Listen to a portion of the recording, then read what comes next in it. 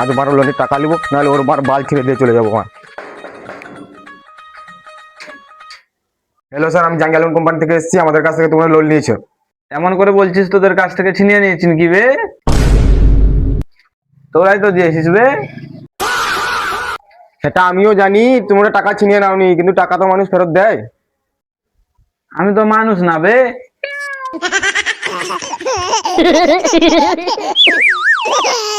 মনে করলো এবার লোনের টাকা দে। না, এটা সম্ভব নয়।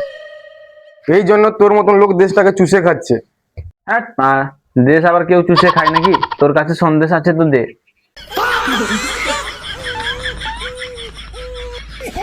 ইয়ার কি করিস না, বয়স্ক মানুষ বলেছে মারা টাকা খেলে গায়ে লাগে না। সে বয়স্ক মানুষ চায়ের দোকানে অনেক কিছু বলে। भाई यहाँ पे क्या हो रहा দেখ भाई? আমাকে দেখ, কালকে আমি ওজন করছিলি 4 কেজি বাড়ি গেছি। ये कहाँ फंस गया भाई मैं?